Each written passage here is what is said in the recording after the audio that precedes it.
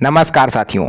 अगर आप गांव के रहने वाले हो या आप शहर में रहते हैं लेकिन गांव में आपका घर है, खेत है, बाग हैं या फिर किसी भी तरह की कोई भी संपत्ति है, तो आज की यह वीडियो आपकी नींद उड़ा देगा। जी हाँ साथियों, अभी तक हम और आप दोनों इसी चीज़ को सोचते थे कि जो टैक्स होता है, जो सरकारी बिल होते हैं, है ना, वो सिर्फ शहर के लोगों को देना होता है। गांव वाले इस सब झंझटों से मुक्त हैं। ना तो उन्हें हाउस टैक्स देना, ना ही किसी तरह का कोई उन्हें बिल देना है। लेकिन साल 2026 में भारत सरकार की जो केंद्र सरकार है और राज्य सरकार है, इन दोनों ने मिल करके एक ऐसा नियम बनाया है कि अब गांव वाले भी इससे अलग नहीं हो पाएंगे। उन्हें भी अब शहर वालों की तरह टैक्स देना होगा और तरह तरह के बिल उनको भी देने पड़ेंगे। तो आज की इस वीडियो में मैं पूरे डाउट आप पे क्लियर करूंगा और कौन कौन सा बिल आपको देना पड़ेगा, सब कुछ विस्तार से बताऊंगा। वीडियो को अंत तक जरूर देखिएगा ताकि आपको पूरी जानकारी हो पाए। तो आइए वीडियो को स्टार्ट करते हैं। तो देखिए, आखिर क्या है पूरा मामला, सबसे पहले हम इसको समझेंगे, क्योंकि देखिए, जब तक आप पीछे का बेसिक नहीं जानोगे तब तक आपको आगे की बात समझ में नहीं आएगी। अब तक ज़्यादातर गांव में घरों का कोई आधिकारिक रिकॉर्ड नहीं है गवर्नमेंट के पास, यानी भारत सरकार के पास, चाहे राज्य सरकार हो चाहे केंद्र सरकार हो, उनके पास जो गांव में घर होते हैं उनका कोई रिकॉर्ड नहीं है। कोई खेत में घर बना के रह रहा है, कोई बंजर ज़मीन पर बना के रह रहा है, कोई सरकारी ज़मीन पर बना के रह रहा है, कोई कहीं पर रह रहा है। मतलब किसी न किसी तरह से गांव में लोग जीवन यापन करते हैं, लेकिन पुलिस या फिर कोई भी सरकारी अधिकारी कभी भी गांव में जाके वेरिफिकेशन नहीं करता। लेकिन स्वामित्व योजना के तहत, जी हाँ साथियों, ये सरकार की नई योजना है, भू स्वामित्व योजना, है ना। इसके तहत सरकार ने देश के लाखों गाँव में ड्रोन सर्वे कराया है। जितने भी गांव हैं, शहर के आसपास के हों या फिर बंजर देहात के हों, सभी जगह पर सरकार ने ड्रोन से, यानी जो ड्रोन होता है उसको पूरे गांव में घुमा के ऊपर और पूरे गांव का सर्वेक्षण करवाया और हर घर तथा आबादी क्षेत्र का डिजिटल नक्शा तैयार किया। यानी आपके गांव का भी नक्शा गवर्नमेंट ने तैयार किया है।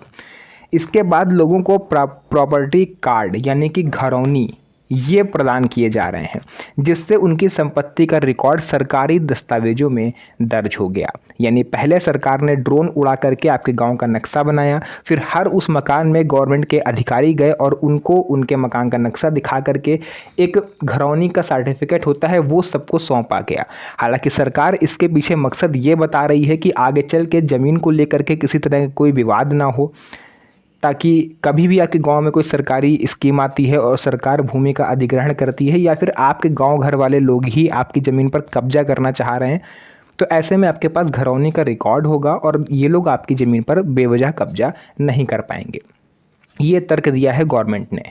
इसके बाद यहीं से चर्चा शुरू हो गई है कि अब गांव में भी प्रॉपर्टी टैक्स लागू होगा।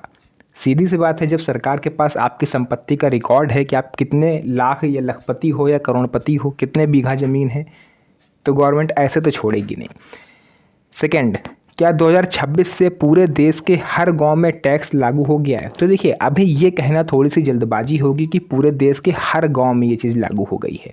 अभी भी जो दूर शहर से काफ़ी दूर बंजर देहात है, वहाँ पर अभी भी सरकारी टीमें नहीं पहुँची हैं, लेकिन कुछ कहा नहीं जा सकता कि कब पहुँच जाएं।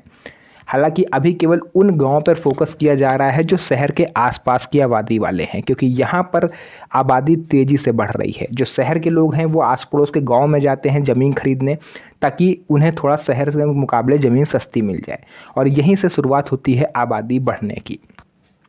ऐसा कोई एक राष्ट्रीय कानून नहीं है जिसके तहत पूरे भारत के सभी गांव में एक साथ प्रॉपर्टी टैक्स लागू कर दिया जाए। असल में ग्राम पंचायतों से जुड़े टैक्स का अधिकार अलग अलग राज्यों के पंचायत कानूनों के अनुसार तय होता है और उसी के हिसाब से तय होगा। कई राज्यों में पंचायतों को सीमित टैक्स लगाने का अधिकार पहले से ही प्राप्त है, वहीं कुछ राज्यों में स्थानीय नियमों के अनुसार इसको लागू किया जाता है। तो अभी ये कहना, मैंने स्टार्टिंग में बोला कि थोड़ा सा जल्दबाजी होगा, ये पूरे भारत देश के हर गाँव में नहीं है, लेकिन हाँ, अधिकतर गाँव में ये स्कीम लागू हो रही है। अच्छा, अब आपने स्कीम का नाम तो सुन लिया, स्वामित्व योजना। आखिर ये है क्या? आपके अंदर जिज्ञासा जरूर होगी इसको जानने की। तो आइए मैं आपको बताता हूँ कि भू स्वामित्व योजना और स्वामित्व योजना, पहली बात तो ये दोनों एक ही हैं। भू स्वामित्व यानी जो आपका खेत है, बाग है, और स्वामित्व मतलब जो आपका घर है जहाँ पर रहते हो, दोनों लगभग सेम है, ठीक है। तो वो एक छोटा सा पार्ट है। स्वामित्व योजना का उद्देश्य गांव की आबादी वाली ज़मीन का रिकॉर्ड तैयार करना है। इसके तहत ड्रोन से सर्वे किया जाएगा, डिजिटल मैप तैयार किया जाता है और लोगों को उनके घरौनी यानी प्रॉपर्टी कार्ड दिए जाते हैं। इससे ग्रामीणों को अपनी संपत्ति का एक कानूनी रिकॉर्ड मिल जाता है, जिससे आगे चल के अगर पड़ोसी उनके खेत पर कब्जा करना चाह रहा है तो वो नहीं कर सकता, क्योंकि घरौनी में सरकारी रिकॉर्ड आपका दर्ज हो गया है। तो इससे ये बेनिफिट आपको होता है। बस यही होती है स्वामित्व योजना। नेक्स्ट, अब सवाल ये भी उठता है, काफ़ी सारे लोग हैं जो इस चीज़ पर चर्चा कर रहे हैं आपस में। एक सवाल जो सबसे प्रमुखता से उठाया जा रहा है वो ये है कि सरकार ऐसा कर क्यों रही है। इतने दशकों से हमारे पूर्वज ज़मीन और उस प्रॉपर्टी संभालते आए हैं, लेकिन अब सरकार हमारी संपत्ति में टांग क्यों अड़ा रही है। ये एक महत्वपूर्ण क्वेश्चन है जो शायद किसी भी मीडिया वाले ने गवर्नमेंट से नहीं पूछा। सरकार का तर्क ये है कि आज गांव तेज़ी से विकसित हो रहे हैं।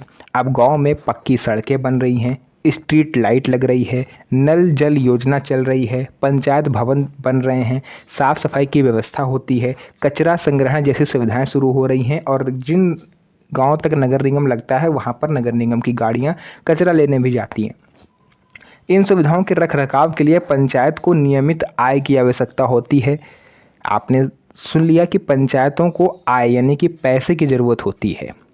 तो हो सकता है, इसके भी चांसेस हैं, इससे मना नहीं किया जा सकता कि आगे चल के गाँव वालों से हाउस टैक्स भी गवर्नमेंट ले सकती है और इसी हाउस टैक्स का यूज़ आपके गांव के विकास में किया जाएगा। बाकी देखते हैं फ्यूचर में क्या होता है। पंचायतों को टैक्स लगाने का अधिकार कैसे मिला। देखिए, कई राज्यों के पंचायत कानूनों में ग्राम पंचायत को कुछ स्थानीय कर या शुल्क वसूलने का अधिकार प्राप्त है। इसका उद्देश्य पंचायत के विकास कार्यों के लिए धन को जुटाना है। यानी यह पूरी तरह राज्य सरकार और पंचायत कानून पर निर्भर करता है कि किस गांव में किस हिसाब से टैक्स या कर लिया जाएगा, किन किन प्रकार के शुल्क लिए जा सकते हैं। अब ध्यान से सुनिएगा, अगर टैक्स की व्यवस्था लागू हुई तो कौन कौन से ऐसे टैक्स हैं जो आपसे वसूले जा सकते हैं। पहला, गृह कर यानी हाउस टैक्स, जिसको हम लोग प्रॉपर्टी टैक्स भी बोलते हैं। घर के आकार, निर्माण और स्थानीय नियमों के अनुसार पहली बात 3 चीज़ें देखी जाती हैं। आपके घर का आकार कितना है, कितने स्क्वायर फीट में आपका मकान बना है, 1 मंजिल बना है या 2 मंजिल बना है। एंड तीसरा और सबसे इम्पॉर्टेंट, आप उस घर का यूज़ रेजिडेंशियल के लिए कर रहे हो या कॉमर्शियल के लिए कर रहे हो। यानी अगर रहने के लिए कर रहे हो तो टैक्स कम लगेगा, और अगर आप उसका यूज़ कोई बिजनेस या कोई धंधा करने के लिए कर रहे हो, लाइक डेयरी आपने खोल ली है, गाय भैंस पाली हुई हैं, या कोई बिजनेस आप करते हो घर से, तो उसका टैक्स ज़्यादा लगेगा। सेकेंड है जल शुल्क। यदि पंचायत द्वारा नल जल योजना से आप पानी लेते हो तो उसका वाटर टैक्स भी लगेगा। अगर समरसेबल बोरिंग है तो कोई प्रॉब्लम नहीं है, फिर तो आप तो बिजली का बिल देना ही है। सफाई एवं प्रकाश शुल्क, स्ट्रीट लाइट और साफ सफाई जैसी सेवाओं का रखरखाव के लिए आपसे टैक्स लिया जाएगा। मैंने पहले ही बोला कि ये राशि अलग अलग हो सकती है। हो सकता है किसी से 300 लिए जाए, किसी गांव में 100 ही रुपये लिया जाए। वो डिपेंड करेगा गांव की आबादी कितनी है। अगर गांव में 100 परिवार रहते हैं तो हो सकता है सबसे 500-500 रुपये लिए जाएँ। अगर 1000 परिवार रहते हैं तो हो सकता है सबसे 100-100 रुपये लिए जाएँ, है ना। वो डिपेंड करेगा आपकी आबादी के ऊपर। क्या हर व्यक्ति को टैक्स देना होगा? देखिए, ज़रूरी नहीं है कि हर व्यक्ति टैक्स देगा। कई राज्यों में निम्न वर्गों को छूट भी प्राप्त है, जैसे जो बीपीएल परिवार हैं, अत्यंत गरीब परिवार हैं, अंत्योदय राशन कार्ड उनके पास है।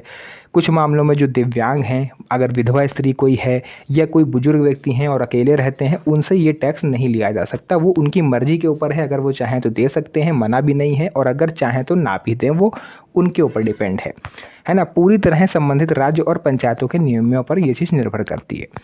क्या कच्चे मकान वालों को भी टैक्स देना पड़ेगा? देखिए, ये एक महत्वपूर्ण क्वेश्चन है, क्योंकि गांव में आप देखोगे इस टाइम जो शहर से लगे हुए हैं वहाँ पर तो आपको पक्के मकान मिल जाएंगे, लेकिन आप थोड़ा और अगर ग्रामीण इलाके में आप बढ़ते हो तो अभी भी कई सारे गांव ऐसे हैं जहाँ पर लोग कच्चे मकानों में ही रहते हैं। तो सेकंड फ्लोर बनवाना तो पॉसिबल नहीं है ना। कच्चे मकानों में टैक्स पड़ेगा क्या?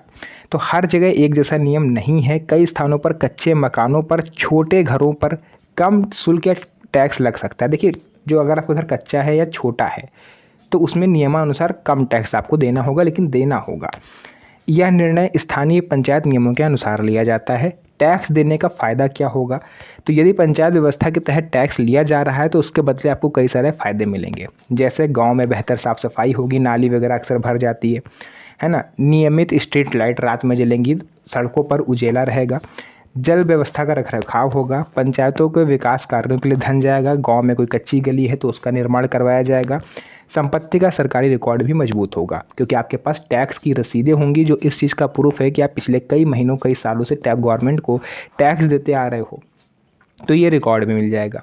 सबसे ज़रूरी बात, सोशल मीडिया पर यह कहना कि 2026 से पूरे भारत के हर गांव में टैक्स लगेगा, ये सही नहीं है। और जो लोग ऐसी वीडियोस बना रहे हैं वो भ्रामक हैं, है ना। हर गांव में अभी ये स्कीम लागू नहीं हुई है। कुछ गांव में है जो शहर से लगे हुए हैं, लेकिन कहा नहीं जा सकता कि कब आपके गांव में ये चीज़ लागू हो जाए, तो आप पहले से तैयार रहिए। इसके अलावा यदि आपके गांव में प्रॉपर्टी कार्ड घरौनी मिल चुका है या पंचायत की ओर से किसी नए टैक्स की सूचना आ गई है, तो घबराने के बजाय अपनी ग्राम पंचायत, ब्लॉक कार्यालय या संबंधित राज्य सरकार की आधिकारिक सूचना को जरूर देखें। अगर यह जानकारी देखिए आपको किसी भी तरह से समझ में आई हो या उपयोगी लगी हो, तो वीडियो को लाइक करके चैनल को सब्सक्राइब जरूर करिएगा, क्योंकि इस तरह की वीडियोस मैं आपके लिए बनाता रहता हूं। तो फिर से मुलाकात होगी आप सभी से एक और नई मज़ेदार वीडियो में। तब तक के लिए धन्यवाद। जय हिंद।